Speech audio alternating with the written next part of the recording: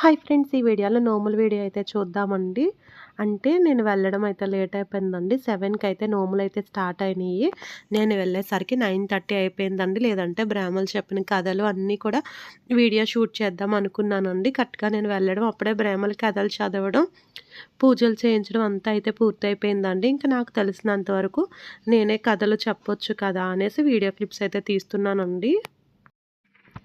ఏ నోమైనా సరే, వ్రతమన్నా సరే ముందుగా అయితే నోమికి వచ్చిన వాళ్ళకి పసుపు రాస్తారండి. కాళ్ళకి ముందుగా పసుపు రాసి పారాణి పెడతారండి. వచ్చిన వాళ్ళందరికీ పసుపు రాసి పారాణి పెట్టిన తర్వాత నోములైతే ఇవ్వడం జరుగుతుంది. చూస్తున్నారు కదండీ! చిత్రగుప్తుల నోము, అంగరాగాల నోము, కందగౌరి నోము, బచ్చలి నోము, చిక్కుడుగాయల నోము, అరటిపళ్ళు నోము, ఇంకా నోములైతే చాలానే ఉన్నాయండి. నాకు తెలిసిన కాడికి మీకైతే చెప్తున్నాను. చిత్రగుప్తుల నోము గురించయితే తెలుసుకుందామండి. మనుషులు తెల్లవారు లేచిన దగ్గర నుంచి పడుకునే వరకు పాపాలు చేస్తుంటారు. ఈ పాపాలెవరు చూడరనుకుంటారు. కానీ ఇదంతా భ్రమ. మనలోనే ఒక ప్రాణి దాగి ఉంది. ఆ ప్రాణిని సృష్టించింది సృష్టికర్త బ్రహ్మ. మనం చేసే ప్రతి పాపపు పనికి లెక్క కట్టి చిట్టా తయారు చేస్తుంది. ఆ ప్రాణి పేరే చిత్రగుప్త అని గరుడ పురాణం చెబుతుంది. యమధర్మరాజు ఆ స్థానంలో చిట్టాలు రాసే చిత్రగుప్తుడికి భూలోకంలో అక్కడక్కడ దేవాలయాలున్నాయి. రాముడు సైతం చిత్రగుప్తుడిని కొలిచినట్లు రాముడు సైతం చిత్రగుప్తుడిని కొలిచినట్లు పురాణాలు, ఇతిహాసాలు చెబుతున్నాయి. అందుకే రాముడు రాజ్యమేలిన అయోధ్యలో చిత్రగుప్తుడి దేవాలయం ఉంది. స్వయంగా రాముడే ఇక్కడ పూజలు చేసినట్లు ప్రతీతి. దీనిని ధర్మహరి చిత్రగుప్త దేవాలయం అంటారు. దీపావళి రెండో రోజు యమద్వితీయ ఉంటుందని, ఆ రోజు చిత్రగుప్తుడు పుట్టినరోజు నిర్వహించే ఆచారం కొనసాగుతుంది. దీన్నే భాయ్ దూజ్ అంటారు. చిత్రగుప్తుడికి ఇష్టమైన రోజు బుధవారం. సృష్టికర్త బ్రహ్మకు ఎందరో పుత్రులు, పుత్రికలున్నట్లు పౌరాణిక కథలు చెబుతున్నాయి. అతని మానసపుత్రులు వశిష్ఠ, నారద, అత్రిలతో పాటు మాయ, కామం, యమధర్మ, భరత ఇలా ఎందరికో జన్మనిచ్చిన బ్రహ్మకు చిత్రగుప్తుడు సైతం సంతానమే. కానీ మిగతా సంతానంతో చిత్రగుప్తుడు వైవిధ్యమైననే చెప్పాలి. బ్రహ్మకు పుట్టిన పిల్లలకు చిత్రగుప్తుడికి చాలా తేడా ఉంది. బ్రహ్మ శరీరంలో నేరుగా పుట్టిన బిడ్డ చిత్రగుప్తుడు. గరుడ పురాణంలో లిఖితపూర్వకంగా ఆయన ప్రస్తావన ఉంది. పుట్టిన ప్రాణి గిట్టక మానదు. ఈ భూప్రపంచంలో పుట్టిన ప్రతి జీవికి మరణం తప్పదు. ఎందుకంటే విధి విధానం అది. దాన్నుంచి ఎవరూ తప్పించుకోలేరు. మృత్యు ఒడిలో ఎప్పుడైనా సేద తీరాల్సిందే. మరణించిన తర్వాత ఏమవుతుంది? ఇది ఎప్పటికీ రహస్యమే. ఈ రహస్యాన్ని కూడా ఛేదించడం ఇంతవరకు సాధ్యం కాలేదు. కానీ వేదాలు, బసపురాణాల్లో మాత్రం భూలోకం మీద దివ్యలోకం ఉంటుంది. అక్కడ మృత్యు శోకమే ఉండదు. ఆ దివ్యలోకంలో దేవతలు నివాసముంటారు. ఆ దివ్యలోకం పైన బ్రహ్మ, విష్ణు, శివలోకాలుంటాయి.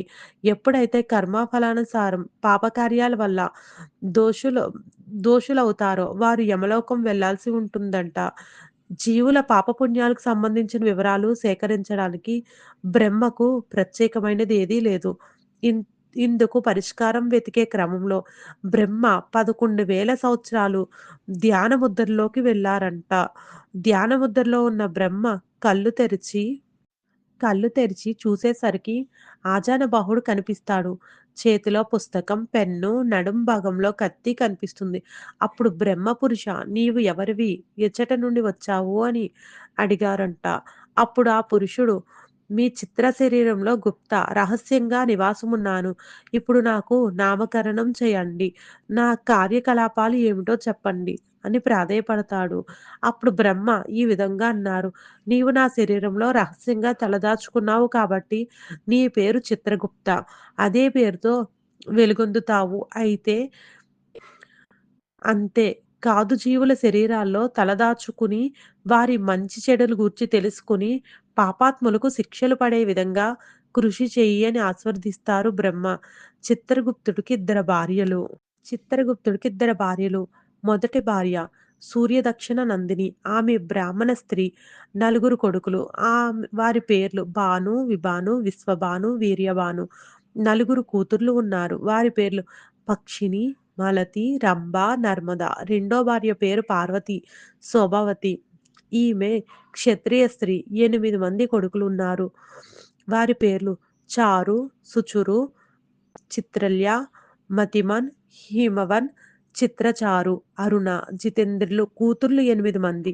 వాళ్ళ పేర్లు భద్రకాళిని, భుజ్గాక్షి, గడ్కి, పంకజాక్షి, సుఖాదేవి, కమలకల్, సౌభాగ్యనిలు. వేదాలలో కూడా చిత్రగుప్తుడి గురించి ఉంది. ఉత్తర భారతీయులు చేసే చిత్రగుప్తుడి పూజలో పెన్ను, పేపరు, ఇంకు, తేనె, వక్క పొడి, అగ్గిపెట్టి, చక్కెర, గంధం, చెక్క, ఆవాలు, నువ్వులు, తమలపాకులు ఉంటాయి. దక్షిణ భారతీయులు చేసే చిత్రగుప్తుడి పూజలో ఎద్దు తొక్కని వడ్లు, ఎర్ర గుమ్మడి పండు, కట్లు లేని గంప మొదలైనవి విశేష ద్రవ్యాలు ఉంటాయి. న్యాయం, శాంతి, అక్షరాభ్యాసత, విజ్ఞానం ఈ 4 గుణాలు పొందటానికి చిత్రగుప్తుడి పూజా సామాగ్రిలో ఉంటాయి. అకాల మృత్యువును జయించవచ్చును. వాన రాకడ, ప్రాణం పోకడ తెలియదంటారు పెద్దలు. వాన వచ్చే విషయాన్ని అయినా కొంతవరకు చెప్పవచ్చు గాని, ప్రాణం పోకడ గురించి ఎవరూ చెప్పజాలరు. చిత్రగుప్తుని నోము కథ. పూర్వం ఒకానొక రాజ్యంలో రాజు భార్య మంత్రి, భార్య మం భార్య ఎంతో అన్యోన్యంగా ఉండేవారు. ఇరువురూ కలిసి నోములు నోచుకుంటూ ఉండేవారు. రాజు భార్య మాత్రం చిత్రగుప్తుని నోము మరిచిపోయింది. మంత్రి భార్య మాత్రం మరొక నోము నోచుకుంది. కాలక్రమంలో వారిద్దరూ చనిపోయారు. చిత్రగుప్తుడు మంత్రి భార్యకు స్వర్గాన్ని, రాజు భార్యకు నరకాన్ని కలగజేశారు. రాజు భార్య చిత్రగుప్తుడిని తనకు నరకం రాయుటకు గల కారణం ఏమిటి అని ప్రశ్నించింది. నేను కూడా మంత్రి భార్య వలె అనేక నోములు నోచాను. ఎందువల్ల ఆమెను స్వర్గమునకు, నాకు నరకం ప్రాప్తించాయని అడిగింది. అందుకు చిత్రగుప్తుడు సమాధానమిస్తూ, నువ్వు మంత్రి భార్యతో పాటు అన్ని నోములు నోచినావు. కానీ ఒక్క చిత్రగుప్తుని నోమును మరిచితివి. ఆ నోమును మరిచిన ఫలమే నీకీ నరకం ప్రాప్తించింది అని చెప్పారు. అప్పుడామె చిత్రగుప్తుని మాట నిజము, నేను గుర్తు తప్పి నేను నీ రథంను మరిచినాను. నీవు నన్ను అనుగ్రహించి భూలోకంకు పంపిన నేను చిత్రగుప్తుని నోము నోచుకుని వచ్చేదని బ్రతిమలాడెను. అందుకా చిత్రగుప్తుడు అంగీకరించిన వాడే ఆమెను భూలోకంకు పంపించెను. భూలోకంకు వచ్చిన మహారాణి భక్తి శ్రద్ధలతో ఆ నోము నోచుకుని వెంటనే చిత్రగుప్తుని వద్దకు వచ్చెను. అందుకా చిత్రగుప్తుడు ప్రసన్నుడై ఆమెకు స్వర్గలోక ప్రాప్తినిచ్చెను. ఉద్యాపన. ఏడాది పాటు నిత్యం పై కథను చెప్పుకుని అక్షింతలు శిరస్సుపై వేసుకోవలెను. ఎడ్లు తొక్కని వడ్లు 5 కొంచెముల కట్లు లేని గంపలో పొయ్యవలెను. ఆ వాడలలో గుమ్మడి పండును ఉంచవలెను. అడ్డెడు తవ్వడులో 2:30 బియ్యము, ఆకుకూరలు పట్టు పంచె ఆ గంపలో పెట్టి, వెండి ఆకు, బంగారు గంటము దక్షిణ తాంబూలంతో అన్నగారికి ఇవ్వవలెను. చిత్రగుప్త నోము పూజా విధానం. ఈ రథము స్త్రీలు, పురుషులు లేక ఇద్దరూ చేసుకోవచ్చును. స్త్రీలు చేసుకొనుట విశేషంగా చెప్పబడింది. ఈ రథం చేసుకొనుట వలన సమస్త పాపములు తొలగి, సమస్త సంపదలు లభించును. దేహానంతరము సర్వ దేహ దేహానంతరము నరకలోక ప్రాప్తి కలుగకుండుటకు, యమబాధలు తొలగుటకు ఈ రథము చేసెదరు. ఎన్ని రథములు చేసినా ఈ చిత్రగుప్త రథము చేయలేనిదే. అవి ఫలి ఫలవంతములు కావని ఈ రథంలో తెలుపబడింది. చిత్రగుప్తుడు అనగా గుప్తంగా మనలోనే ఉంటూ చిత్రంగా మన పాపపుణ్యాలు లిక్ లిఖించువాడు. అంటే మన మనస్సే చిత్రగుప్తుడు. చిత్రగుప్తుని పూజ మొదటిసారి మాఘ సప్తమి నాడు లేదా మహాశివరాత్రి నాడు ప్రారంభించవలెను. ప్రతి సంక్రమణ నాడు పూజించవలెను. చివరికి మకర సంక్రమణ నాడు ఉద్యాపన చేసుకొనుచో బాగుండును. మొదటి నెలకే కాని, మధ్యలో కాని, చివర కాని ఎవరి వీలుని బట్టి వారు ఉద్యాపన చేసుకోవచ్చును. బంగారు ప్రతిమలు, సువర్ణాలంకృతమైన గోదానం, వస్త్రానాదనలు, దశదానాలు, షోడశ మహాదానాలు, 30 మంది బ్రాహ్మణులకు భోజనం అంటే ఎన్ని రథములు చేసినాను, చిత్రగుప్త రథమును చేయకపోవటనగా ఎన్ని పుణ్యకర్మలు చేసినప్పటికీ మనోనియమము లేకుండుట. మనోనియములు చేయకుండుట వలన అవి అన్నియు వ్యర్థమగును. కనుక ఈ రథమును చేయుట వలన మనోనిశ్చలత చేకూడి సర్వకర్మలను పరిపూర్ణము చేయు శక్తి చేకూరునని గూఢార్థము. ఇది తెలుసుకుని ఆచరించిన నాడు రథము ఫలితమగును. చిత్రగుప్తుని పూజ ఆచరించు వారికి 30 మంది బ్రాహ్మణులకు భోజనం అంటే భారీ ఖర్చు కదా! మరి పేదవారి సంగతేమిటి అని సందేహపడనవసరం లేదు. ఎవరి వైభవాన్ని అనుసరించి వారు చేయవచ్చును. కానీ శక్తి ఉండి కూడా లో బాగుణములతో చేయకుండా ఉండరాదు. ఆర్థిక స్థితి కలిగిన వారు యథావిధిగా చేయవలసిందే. శక్తి లేనివారు ఆర్తితో పరమేశ్వరునికి తమ స్థితి తెలుపుకొని పురోహితుల సూచన మేరకు నడుచుకొనవలెను. చిత్రగుప్తుని పూజ మొదటిసారి మాఘ సప్తమి నాడు లేదా మహాశివరాత్రి నాడు ప్రారంభించవలెను. ప్రతి సంక్రమణ నాడు పూజించవలెను. చివరికి మకర సంక్రమణ నాడు ఉద్యాపన చేసుకొనుచో బాగుండును. మొదటి నెలకే కాని, మధ్యలో కాని, చివర కాని ఎవరి వీలుని బట్టి వారు ఉద్యాపన చేసుకోవచ్చును.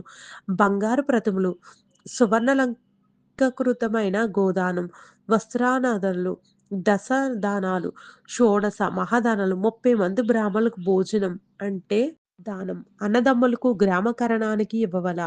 అనగా నిజానికి కల్పములో అలా లేదు. గృహస్థుడైన బ్రాహ్మణులకు దానం దానమిమ్మని తెలిపిరి. కనుక ఆ విధంగా చేయవలెను.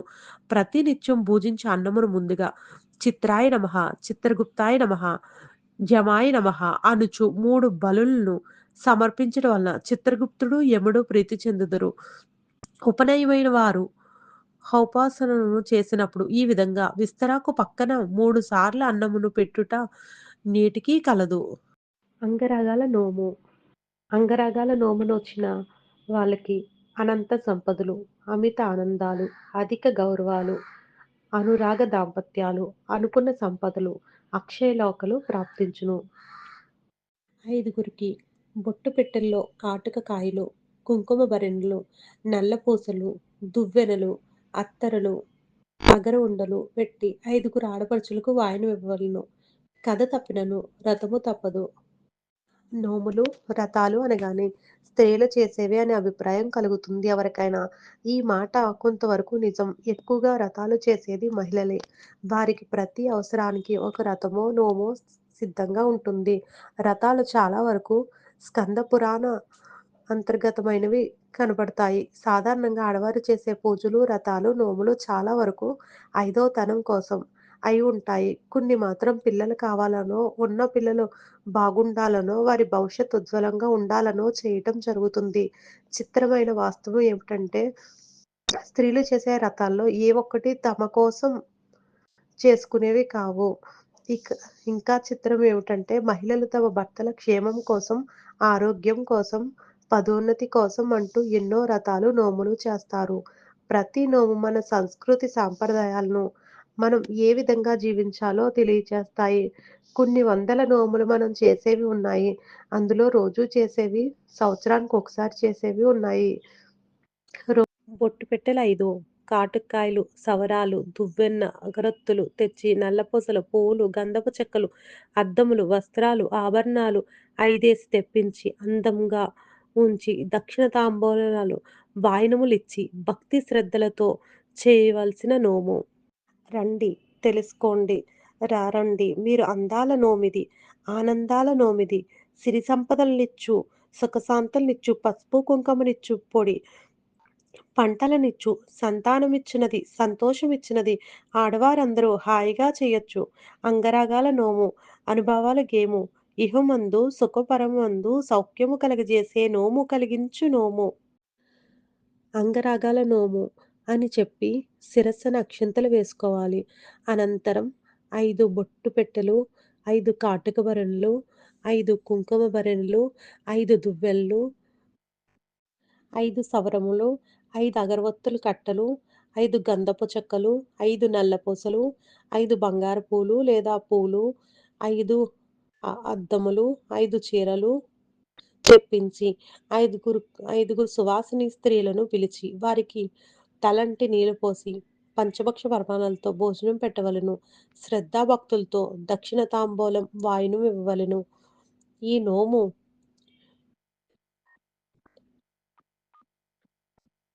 ఈ నోము శ్రద్ధతో చేయవలెను. భక్తితో ఆచరించవలెను. ఫలము సిద్ధించగలదు. రండి తెలుసుకోండి.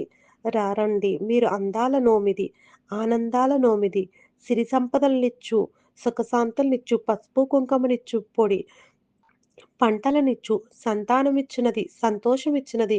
ఆడవారందరూ హాయిగా చేయొచ్చు. అంగరాగాల నోము, అనుభవాల గేము. ఇహమందు సుఖపరమందు సౌఖ్యము కలగజేసే నోము కలిగించు నోము. బొట్టు పెట్టెలు 5, కాటుకాయలు, సవరాలు, దువ్వెన, అగరొత్తులు తెచ్చి నల్లపూసలు, పువ్వులు, గంధపు చెక్కలు, అద్దములు, వస్త్రాలు, ఆభరణాలు 5 తెప్పించి అందంగా ఉంచి దక్షిణ తాంబూలాలు, వాయినములిచ్చి భక్తి శ్రద్ధలతో చేయవలసిన నోము. ముత్తైదువులను మీరు ముందుగా పిలిచి, అభ్యంగ స్నానాలు చేయించి, వారికి మంచి వస్త్రాలిచ్చి, మర్యాదలను చేసి, పిండి వంటలతో భోజనం పెట్టి, ఏ లోటు రాకుండా నోము చేయాలి. ఇహమందురు ఇహమందును పరమంనందు సుఖమును పొందాలి. భక్తితో చేసిన ఫలం సిద్ధించును. శక్తి కొలది చేసి స్త్రీలందరూ మీరు అంగరాగాలతో హాయిగా ఉండండి. మంచి చేకూరును, మర్యాద కలుగును. యువతలందరికిది యుక్తమైన నోము. యుగయుగములందున చేసేటి నోము. గాజుల నోము. గాజుల నోమంటే 5 డజన్ల గాజులు నోములో ఇవ్వాలి.